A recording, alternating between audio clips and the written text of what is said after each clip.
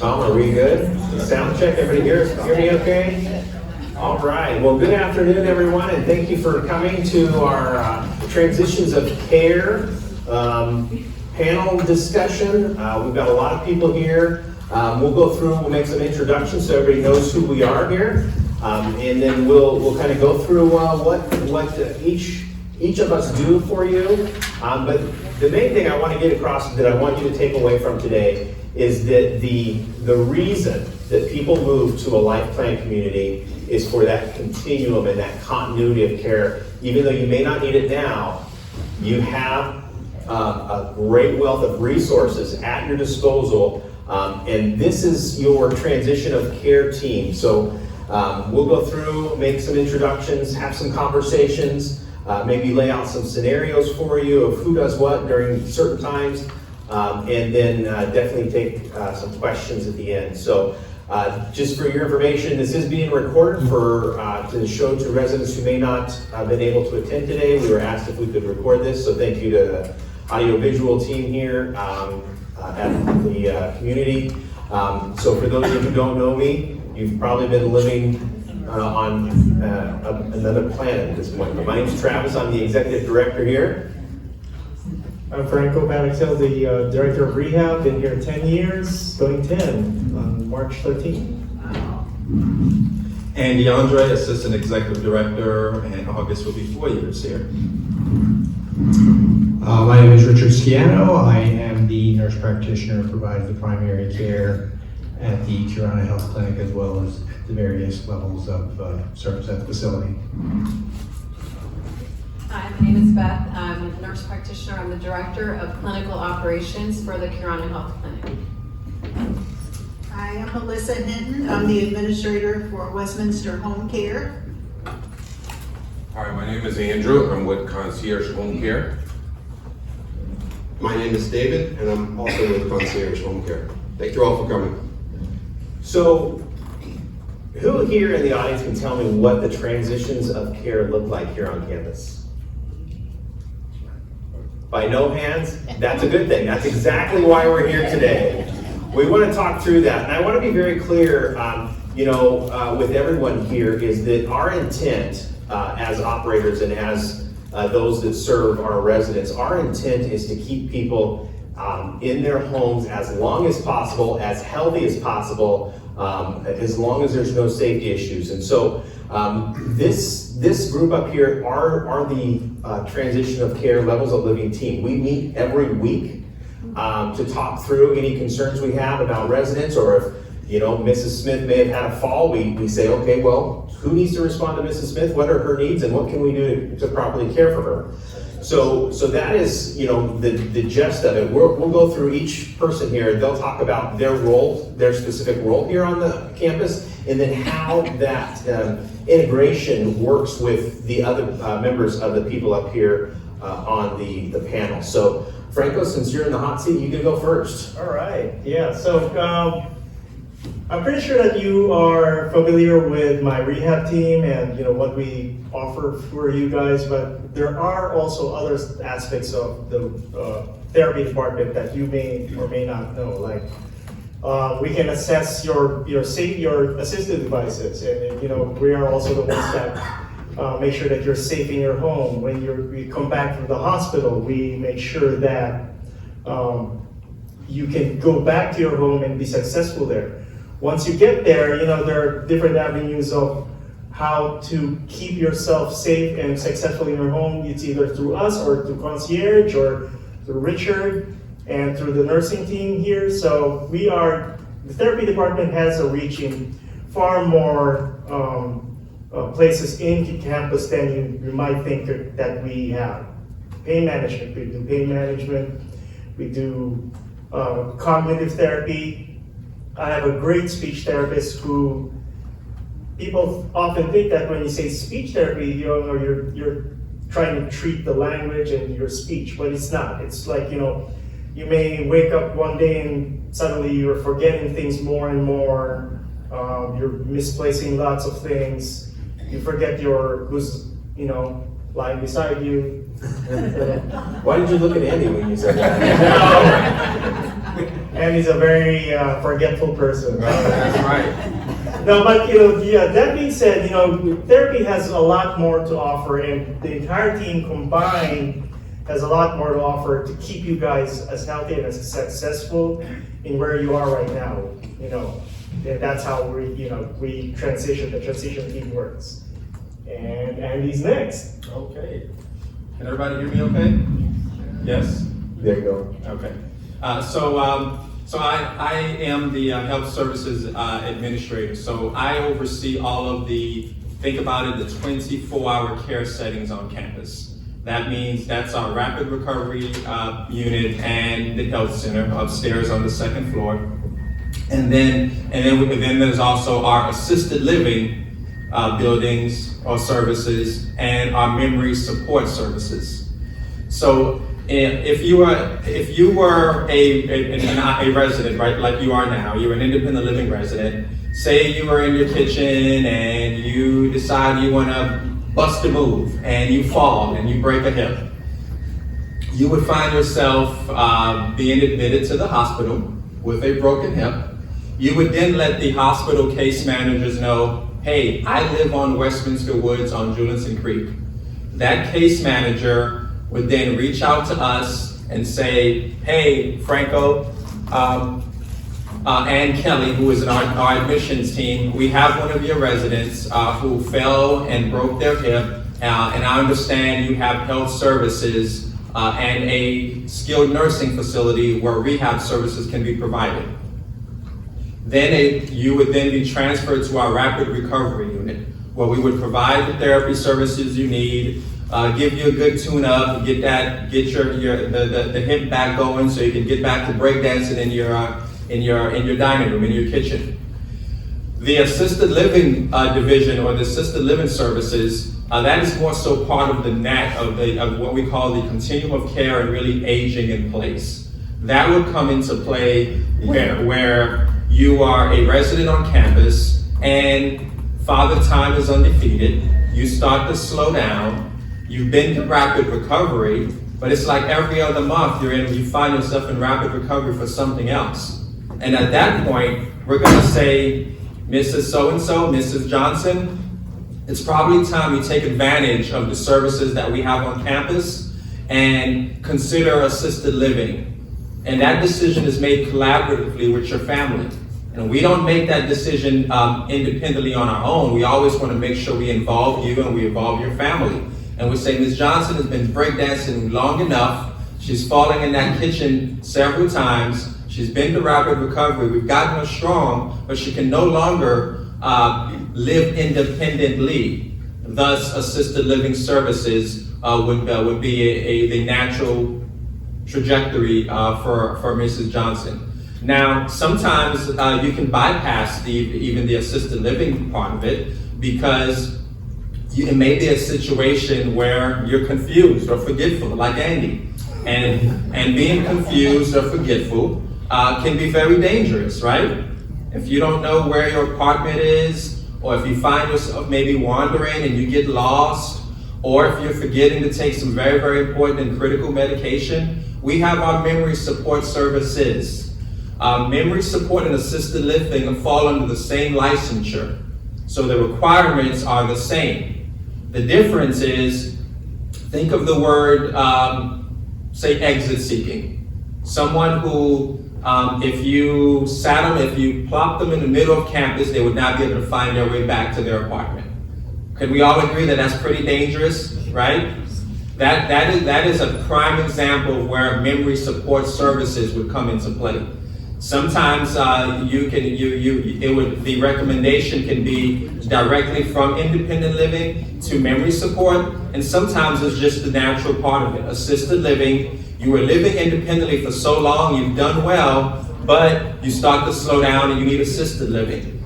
At some point, you may need memory support services. And when that time comes, we have the conversation again with you and your family collaboratively, and we say, Mrs. Johnson is forgetting. She's forgetting to turn her stove off. She took a walk around the courtyard, and she took a walk around the courtyard, and we found her over at what's the restaurant? Pecan. And she, I forgot, right? And, I've been in memory support too long. But that's normally what would happen, and those are just some of the natural steps that would happen. Now, assisted living and memory support being under the same licensure, it's just what it sounds like, assisted living. You have to be able to do some things for yourself. One key thing is you have to be able to transfer for yourself. If the aging process takes its course and you lose that ability to transfer yourself independently, then you no longer meet the criteria for our assisted living. Thus, that is where the health services health services part would come into play. That's the second floor. That means that you're a resident with us long term, because you were living independently and you started to slow down. You were in assisted living, but eventually the amount of assistance that you're needing is beyond our capacity in assisted living. And if you are a resident here and you bought into this community, these are services that are available to you that you should take advantage of. That's why you're here. We agreed to take care of you for the rest of your life. So should you need long-term care and you're spending the rest of your days with us in our long-term care facility, it's what essentially we've bought into. And while I know a lot of us not to think about it, but the reason that you chose this campus is because of the multiple services that are available to you. We know that not everyone may be able to live independently forever. So when that time comes and you need assisted living, we have assisted living. If you're having forgetful and wandering issues like Andy, and you can't find your way back to your office, well, we have memory support services to help you.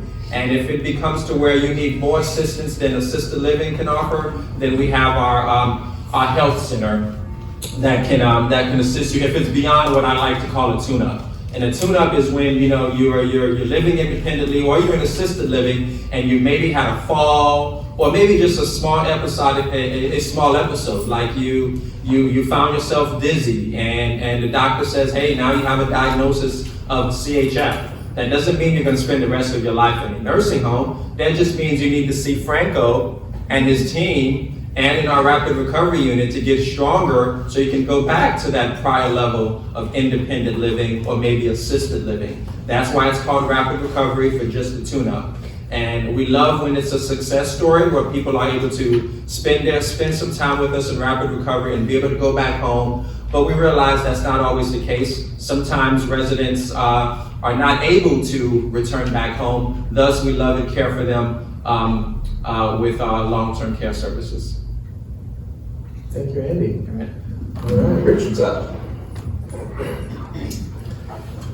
So good afternoon, everybody. Again, my name is Richard Sciano. I am the nurse practitioner at the primary care clinic for Curana Health. The purpose of Curana being on the campus is to make your medical needs more conveniently served. If you are in independent living, you can come to the Curana Clinic. You can make an appointment. And if you have chronic medical conditions that need regular review and surveillance, you can come and we can manage that for you. We can do that on a primary care basis if you want to choose to use this as a primary care provider or as a secondary provider, especially if you have an acute situation such as if you feel like you have a cold or flu or urinary tract infection, anything that would fall under acute medical care, you can come and see us at the clinic and we can take care of that issue for you. We also have a physician that I collaborate with. His name is Dr. Chai. He will come and to the clinic at least on a once a month basis, where if there's any medical issues that need a more comprehensive physician-based diagnosis, you can come and visit with him. If you see me first and I feel like you need to see him, I can also arrange that as well. Beyond the independent living aspect of it, I also see patients in the assisted living, whether they are in the assisted living of the memory support unit or the assisted living community that's over in these buildings over here. Jasmine and Conquan. Jasmine and Conquan. Anytime that we will come and see you on a regular basis at those locations, at least once a month, more often if required. And of course, if there's something going on, again, you can call or you can speak to the nursing staff over there and they will always alert us to that. We also see patients at the Rapid Recovery Unit. Most of the time, if you are somebody who is registered with the Curana Health Clinic and you happen to have to go into the RRU because you had a hospital stay, or even if you were on campus and you just needed some extra care and you wind up going into the RRU, we will, again, continue the care for you in that environment. Okay? We provide specialist provider referrals if necessary, whether those are providers that you are seeking outside of the community, or we also have commitments with providers that work in-house, such as cardiology, dermatology, and podiatry, to name a few. All those providers actually also utilize the clinic on certain days, and they can be arranged for you to see them.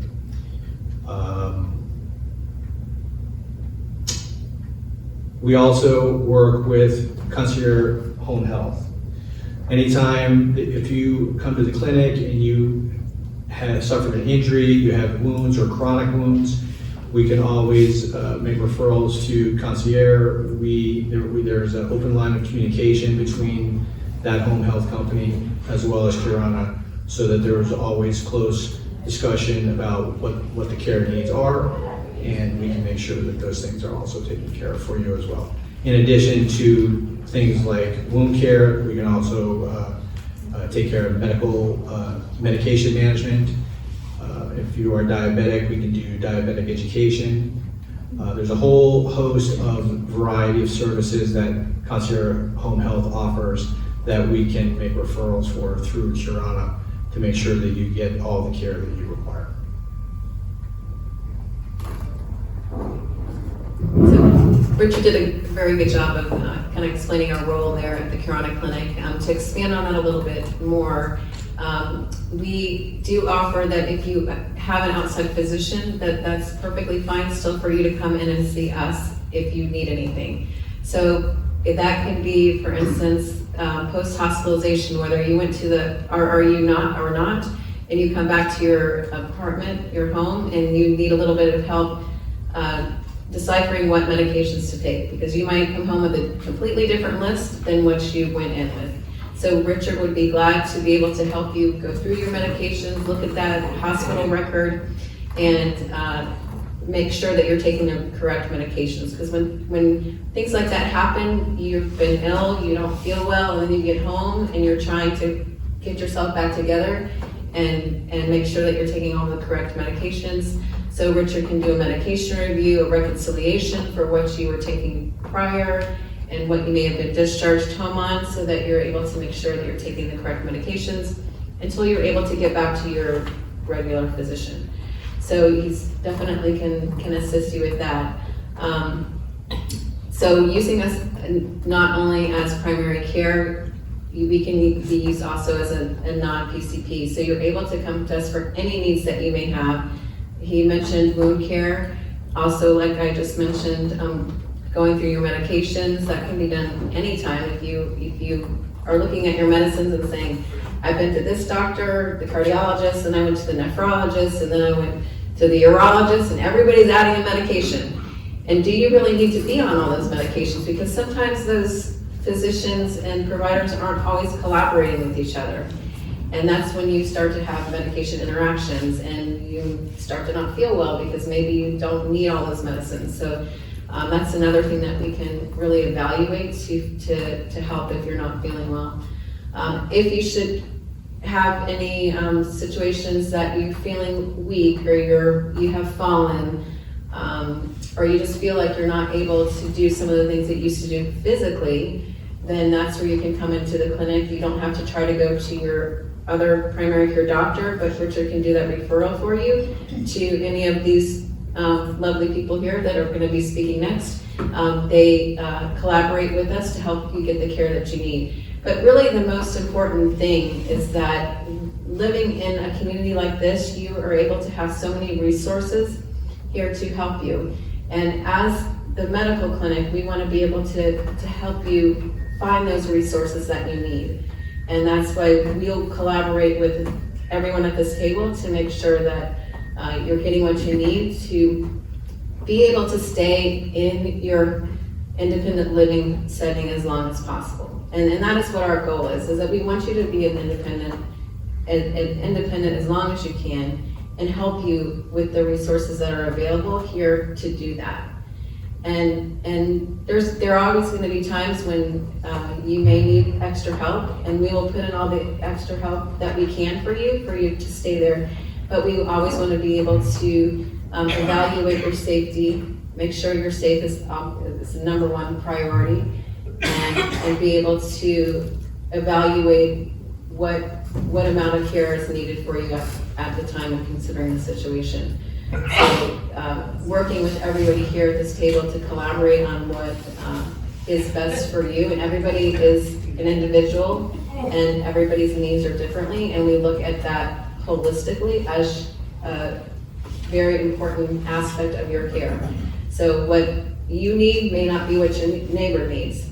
So we really want to be able to focus on what's best for you, and what's best for you to be able to stay in your independent living setting, what we can do to help you, and if we're looking at it's time to make some changes, how to help you do that.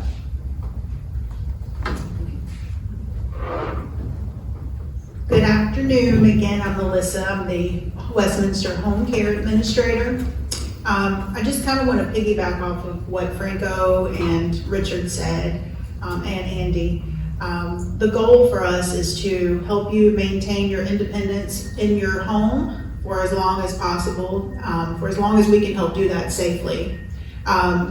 The difference, and I'm just going to point this out and let them elaborate a little further, the difference between Westminster Home Care and Concierge Home Care is that we are a non-skilled home care services not covered by your insurance. There are some long-term care insurance policies that do cover our services, but we are going to be mostly out of pocket, whereas home health concierge is going to provide skilled services that are billed through your insurance. Westminster Home Care, the benefit of using home care here on property here at Westminster is that I'm accessible to you. My office is in the main building here, the administrative building across the street. I know all of our caregivers. I know all of our clients that we care for, the residents that we care for. They all know me, and I'm able to stop by and see them whenever they need something. You're welcome to use an outside agency to have care in your home, but it's just easier to use us here, and I'm a lot more accessible to you quickly.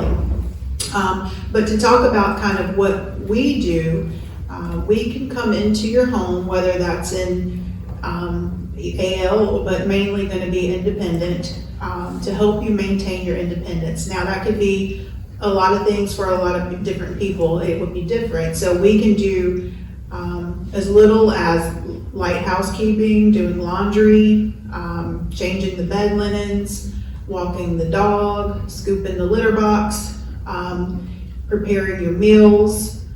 We can take you to appointments. We can do things like driving you to the airport if you aren't comfortable driving yourself and you're going on a trip.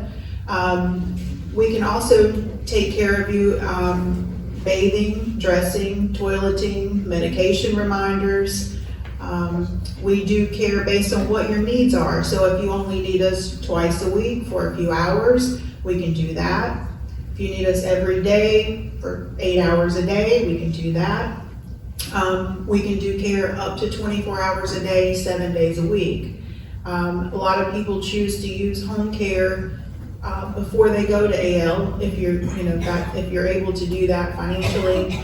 And sometimes you don't even have to move to AL. So we're able to care for you in your home, helping you stay where you are. And like I said, we can do a lot of other things when you're transferring or discharging from the hospital, from RRU, and you need a little extra help until you get back on your feet in your home. Our care doesn't need to be long-term. It can be on a short-term basis, just until you feel comfortable, and you just give me a call, let me know, I'm feeling a little better, let's cut back to 3 hours a day instead of 8. Or, I think I can handle most things on my own. Let's just do twice a week to do laundry and do some shopping for me. So it's really customizable to whatever your needs are. And we do work hand in hand with Curana and Concierge Home Health. Again, I'm in the weekly meetings where we, talk about potential needs for our residents here and how we can help. So again, our main goal is to help you maintain your independence in your home as long as possible safely. And I think that's about it.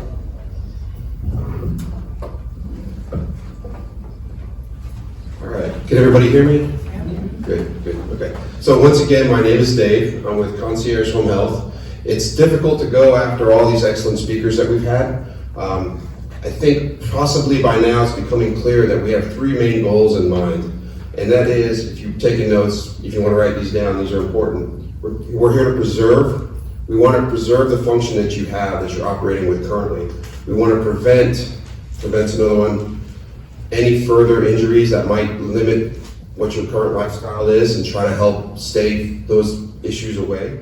And we want to prepare. And then the final thing is prepare. So if there is a change coming down, we can help prepare for that change and help be part of that process and make sure that it's as smooth as possible.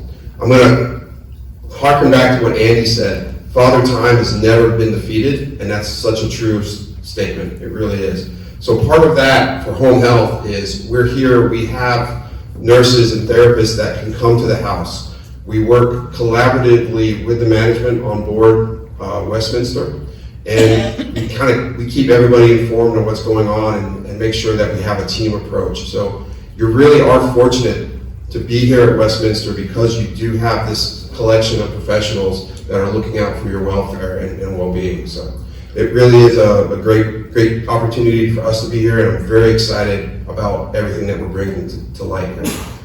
With that, I think I'll turn it over to my colleague, Andrew. All right. Again, my name is Andrew. Good afternoon. Thank you for all of you guys being here. To touch base on the whole panel, what everybody has been speaking about, go back a little bit on the Andy. If you get caught breakdancing in the kitchen and you had that fall and you end up in the hospital, I'm just gonna go through the whole transition of care real quick, because I know it could be a little bit confusing, right? So if you end up in the hospital, there's 2 things that could happen, right? Either you get sent home or you could be sent to the rehab, right? So if you get sent home, the doctors will send us an order, right? And on that order, typically you will see skilled nursing, PT, and OT, right? Then we'll get notified, we'll notify Westminster management, mainly Franco, because we work closely with Franco's therapies team, right? So the one thing we will provide is the nursing piece, right? The nurse is there to stabilize you when you get home, right? Because a lot of times you get discharged from medication, and there's medications that you already have at home. So what we don't want to see is double dosing, right? And we will work collaboratively with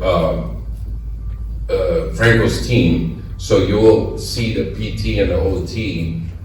Franco will provide that piece. Once you get discharged from concierge home care and you'll go to outpatient, it will be the same therapist that you're gonna see over at the outpatient therapy department.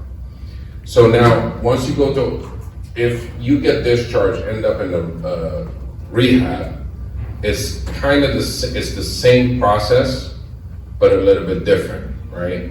So that's where it's the most important piece, again, is the nurse, right? Once people end up in the rehab, their level of strength goes down day by day, right? Because you're not moving on a regular basis. So the nurse will come to the house in conjunction with the PT and the OT. Curana is there to sign the orders. So we recommend to sign up with Curana. Richard here is great, he's on campus. It's easier access as opposed to setting up a visit with your primary care, because we all know sometimes it takes weeks for us to get an appointment. So per Medicare, you're allowed to have 2 primary care physicians, but the only difference is you can't see the primary care on the same day for the same diagnosis, right? One last thing is when we come into the home, we bill through the insurance. There's no cost to the patient. We work in conjunction with Westminster Home Care, so if the nurse comes into the home and sees that the resident might need a little bit more care, that's where Westminster Home Care comes into place, right? So it's out-of-pocket expense.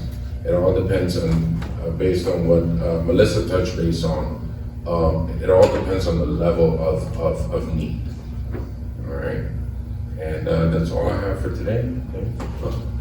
All right, thank you. So as you can see, we kind of talked through what each of our, call them fingers of the transition of care team does.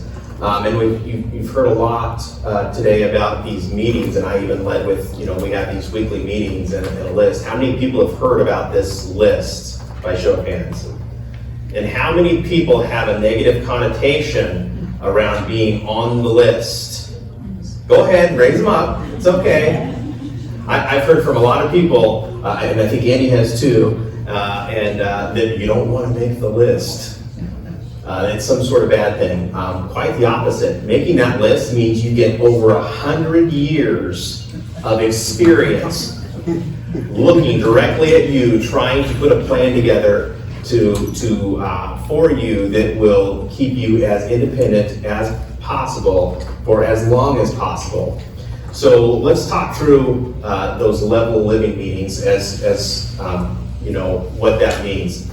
And again, we meet every week, every Wednesday at 8:30 a.m. This team comes together and we talk about you. Not you specifically, Joan, but sometimes we might. Somebody may make the list or the level living meeting. It could be as simple as, the security, there's an incident where a campus resident trips and falls, security responds, fills out an incident report, that incident report goes to Andy. And then that person comes to level living, and here we have, we'll use Andy again. Andy fell down on campus. Andy, you're good at being the example here. Yeah, I'm good at falling down and forgetting and getting lost. Yeah, it's great. We might say, okay, well, Andy had a little bit of fall. Doesn't sound like he's in the hospital. Concierge can check to see if they're in the hospital. If Andy's in the hospital, Andy's not in the hospital. Okay, well, let's go just have a conversation with Andy and make sure he's okay and see if he needs anything, see if he needs additional help, services, anything we can do for him.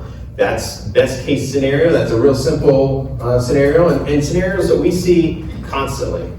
However, those scenarios could escalate and become more complex, where we're working with somebody at the level of being meeting for weeks and weeks and weeks. The biggest benefit is that it's not just about care services and getting people a provider or some additional help with Melissa and her team or through concierge. We've had situations where it was a very simple incident with a resident, and as we peeled the onion, so to speak, and kind of deep dived and worked with this resident, we found that this resident didn't have a POA, and so we helped that resident navigate to get a durable power of attorney and have a plan in place in the event something should happen to that resident. So being on the list is not a bad thing. It really opens the door and starts the process of having all these people up here talking about you every month, trying to help you navigate the health and insurance web, I guess, but also to help you plan.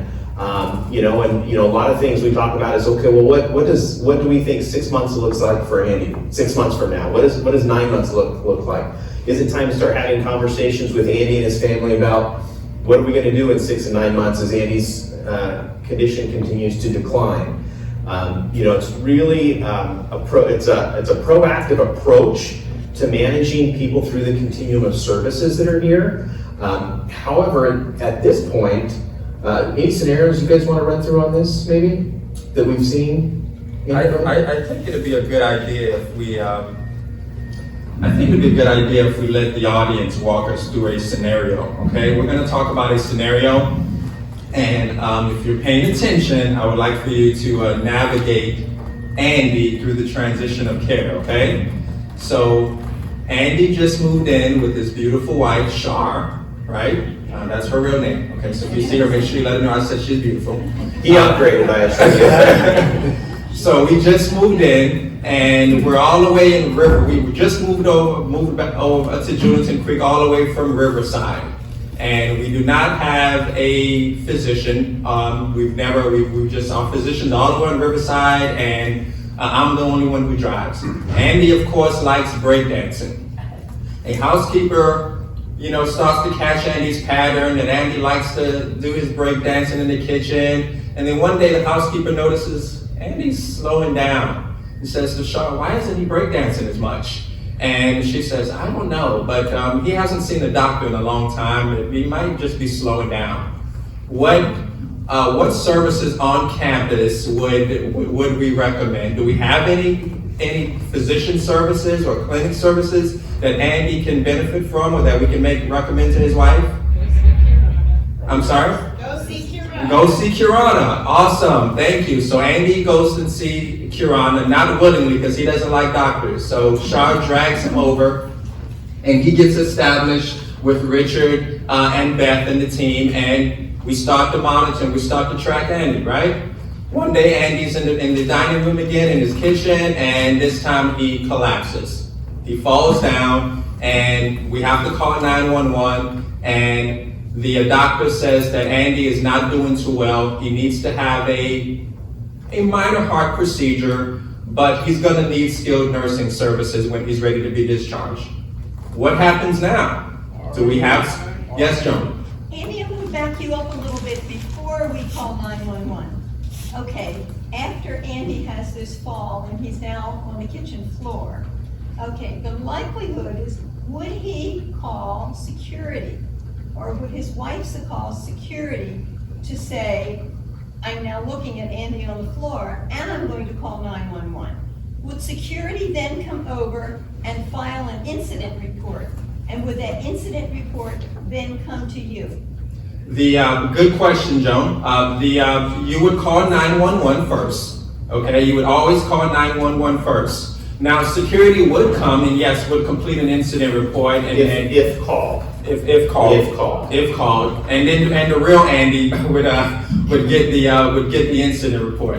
But I'm gonna actually shameless plug here though. When rescue comes in, they notice my pink packet on the refrigerator. Thank you. Did I get some cool points? Yeah? All right. They notice my pink packet on the refrigerator, so easy peasy, hand it to the EMT guys, and they take Andy away.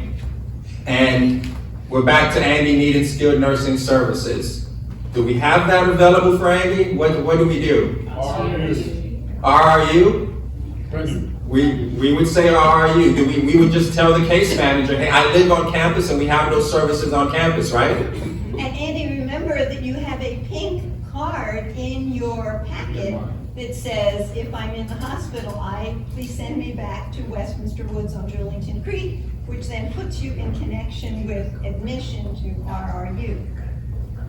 Awesome, perfect. That's exactly what would happen. Cards, remove the pink cards. So Andy is going to need skilled nursing services. So Andy is transferred to Rapid Recovery, and he's doing his therapy with Franco and the team. Franco and the team got Andy strong and well, and he's doing very, very well. It's time for Andy to be discharged.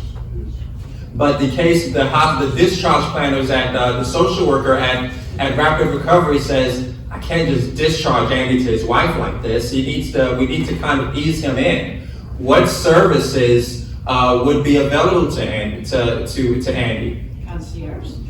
Concierge. Home health care, right? You guys heard David and Andrew say that we have nurses and we have Westminster therapists that would continue to provide care and services for Andy. So when it's time for Andy to be discharged, he would be discharged. So Andy gets home and he's doing well, but Char still likes to go places. She still likes to shop. She still likes to get her hair done. And Andy, being such a great husband, used to help out around the house. He can't do that anymore. She's struggling. Do we have a service on campus that can help Char out with some of those services that her amazing husband can no longer do? Home health care. Home health care or Westminster home care? Is that what we're saying? Yes, right? So that's where Melissa and the team would come into play, right? Melissa and the team would then help with getting services and set Andy and Char up for success so she can go and get her hair done. And Andy makes a mess everywhere. She's tired of cleaning up his mess. So Westminster Home Care would then be able to help with services. Now Char's also saying he still needs some more care and he needs some more help. I have to make sure I continue to follow up with a provider, a physician. I need access to a clinic because I'm not driving anymore. We're all the way from Riverside. What do we do? Do we have that service on campus? Go to Rana. You're Curana, right? So Richard and Beth, hey, he's back. Yeah, remember that Andy that was breakdancing and he had to get dragged over here? He's now seeing Curana on a regular basis, right? So fast forward, Andy and Char are doing well, and Father Time starts to creep up, right? Because now Char is still, even with the support of Westminster Home Care and Home Health Care doing all they can, and Andy's seeing a physician, he still needs more help than Char can provide. And he now needs assisted living, right? Because he can no longer live independently, safely, and have a good quality of life. Do we have that service anywhere on campus? Assisted living, right? So the team here would probably talk to Char and say, hey, we want to make sure that we preserve you as well, Char, because Andy's he's really starting to slow down, and he has all the services. Westminster Home Care is providing support and services. He has home health care, but he still needs more assistance to have a better quality of life. Then the assisted living team would come out, and Andy would pass his assessment, and then Andy would transition to assisted living. And that would be part of the natural progression. And as Andy ages, don't forget, Andy starts to decline, and his memory starts to go even further and further. One day we find Andy in the dining room at 9 p.m. because he's thinking it's breakfast time, right? That's not okay. And then the assisted living team now becomes worried about Andy leaving out in the middle of the night, getting lost around campus. What should we do for Andy? Memory care, right? We say memory support because Andy is still mobile, but he's forgetting places, he's forgetting things. It's unsafe for Andy to continue to be in assisted living because our assisted living is pretty wide open, right?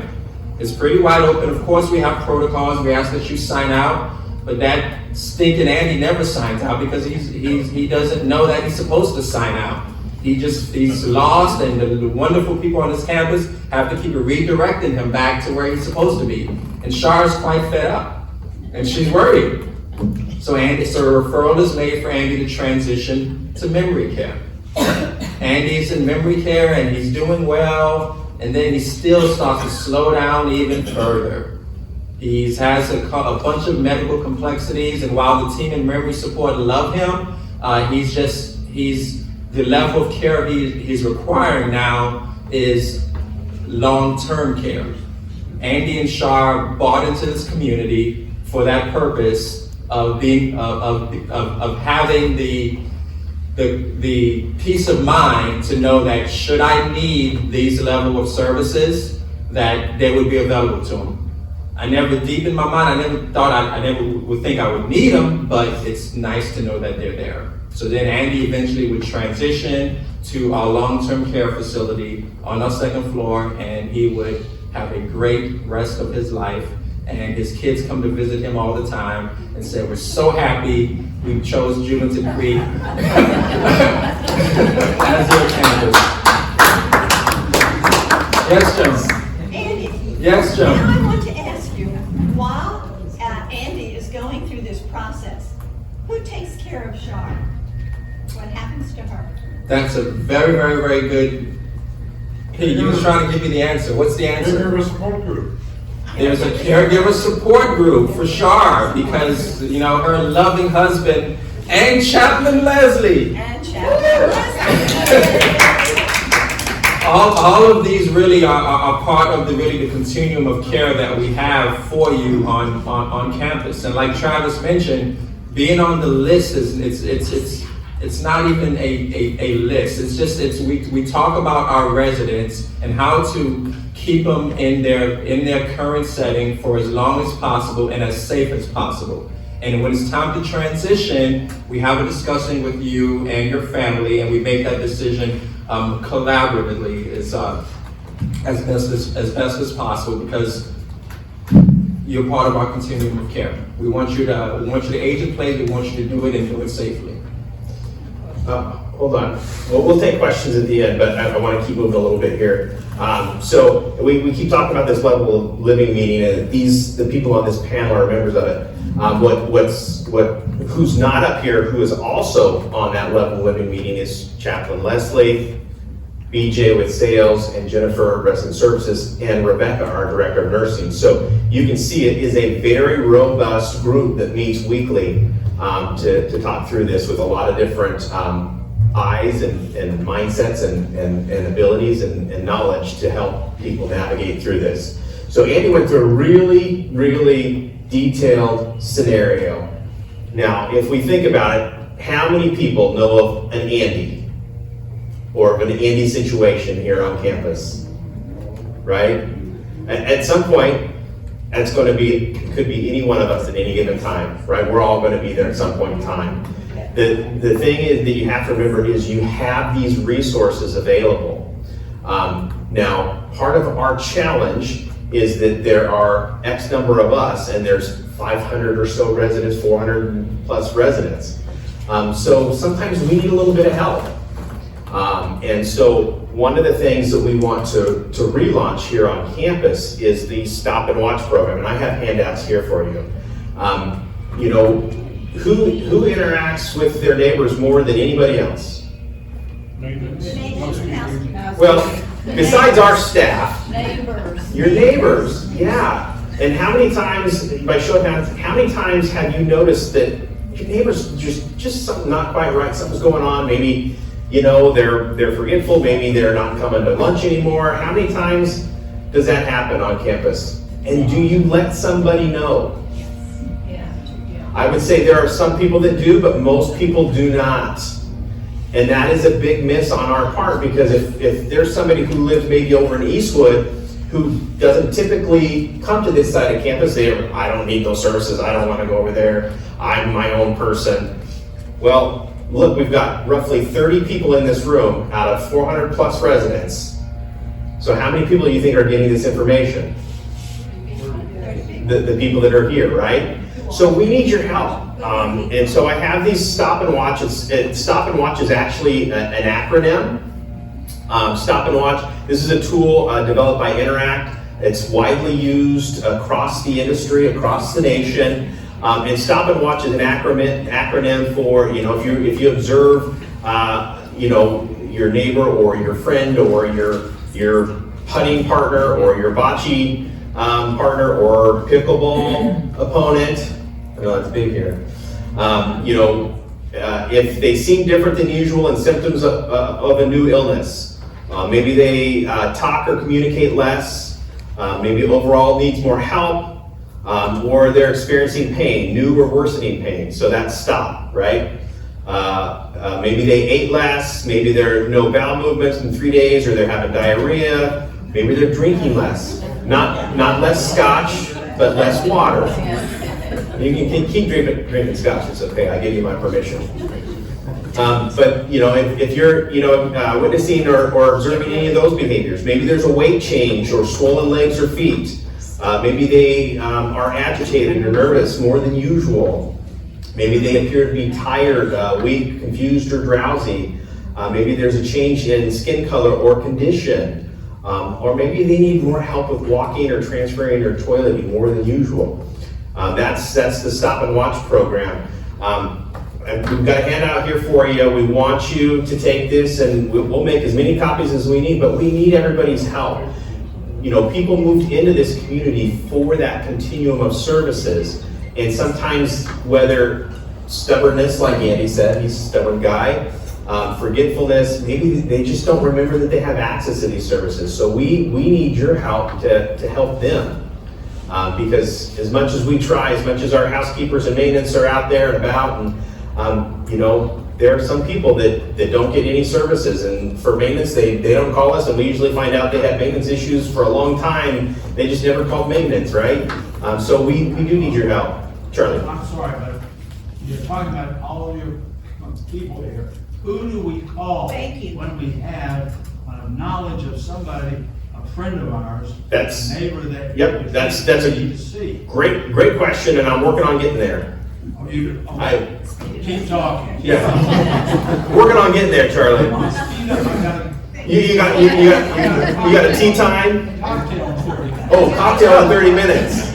I didn't get the invitation for that. I'm a little disappointed. Well, you said scotch was okay. Oh, yeah, fair enough. So anyway, so Stop and Watch. If you go through this and you think, gosh, you know what, my neighbor's experience, I'm observing some of these behaviors. I'm going to fill this out. I'm going to give it to somebody. Who do I give it to, Charlie? You. Well, that's one person.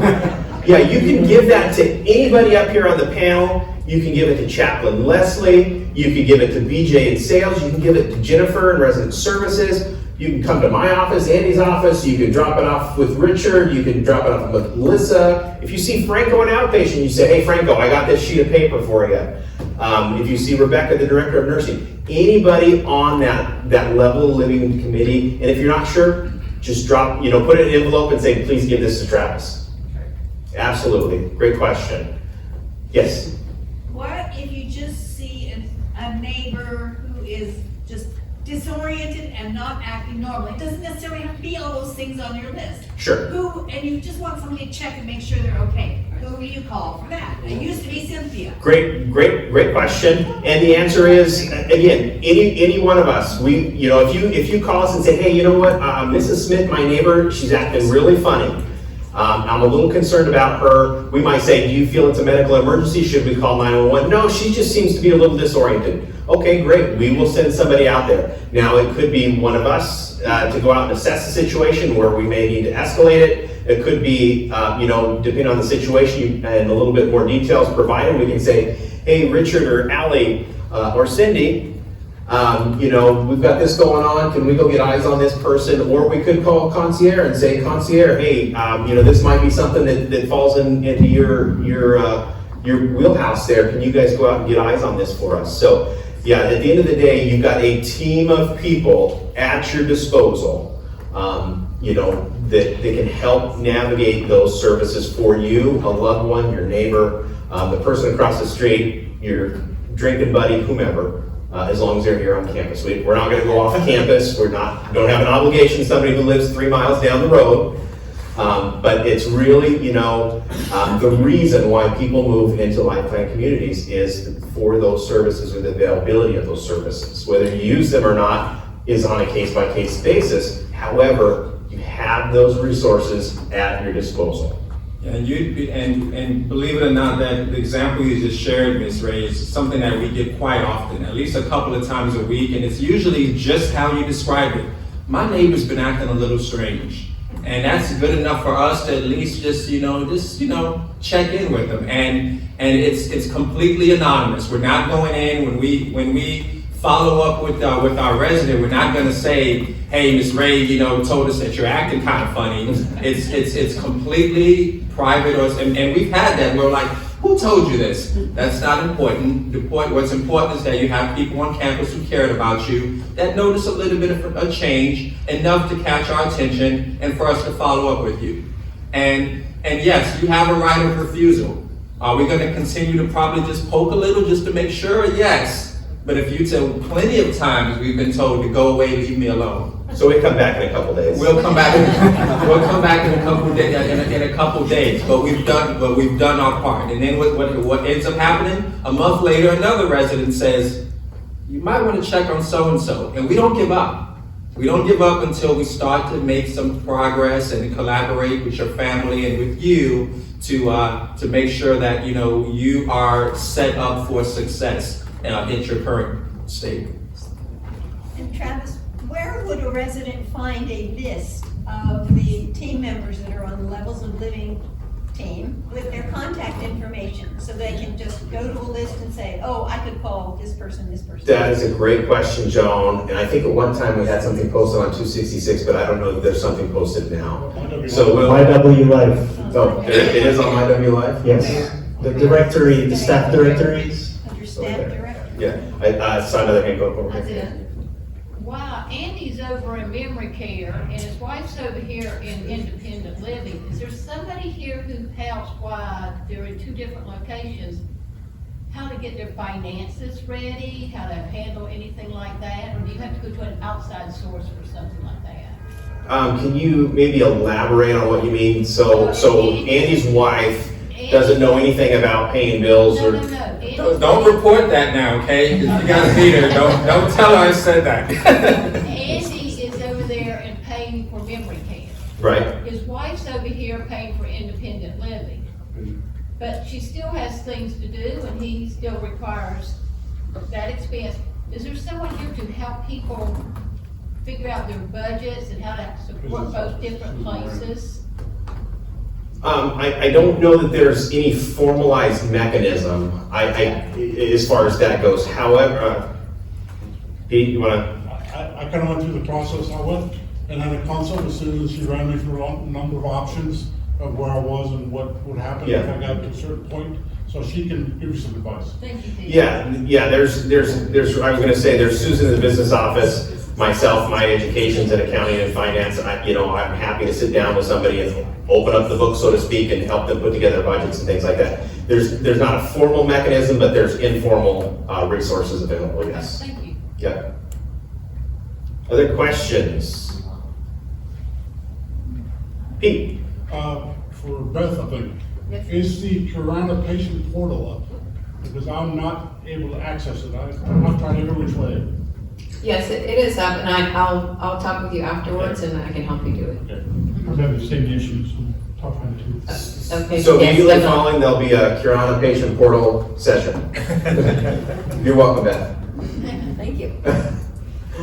Other questions? Yes, Taylor. So Franco said about if people's phone numbers being on the staff directory. However, what they were asking for is a list of who the names are that are on the Levels of Living team. And We can put something very specific up there. The healthcare Yeah, tab we'll- would be a good place to. Yeah, we'll work on getting that put up. Yeah. Yes. Well, since COVID, I've got every time you get a sniffle anymore, you're worried that you might have COVID. And I was wondering, is it possible to come to Curana and get a COVID test to verify whether you're just having a cold or upper respiratory infection or whether it's really COVID? Yes, we can do COVID testing, we can do flu testing and RSV testing. So if you do feel like you're having any symptoms of a cold and are concerned about COVID, then yes, we can test it. Great question. Other questions?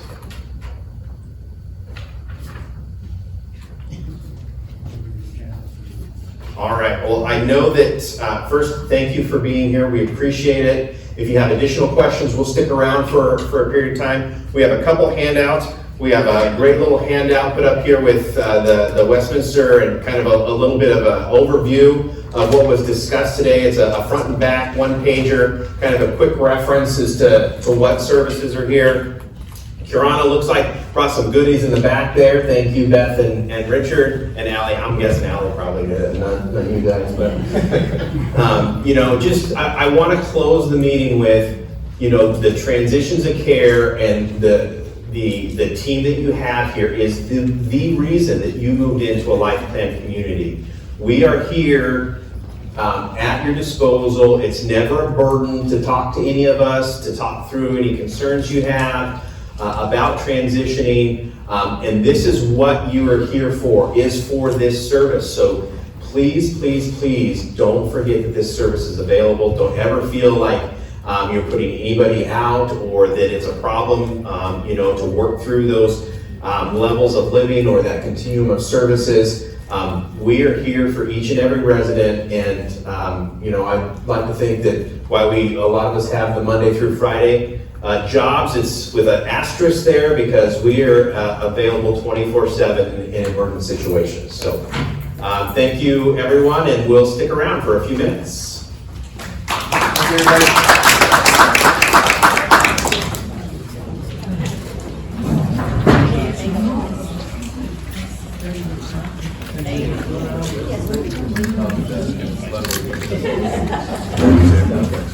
Yeah.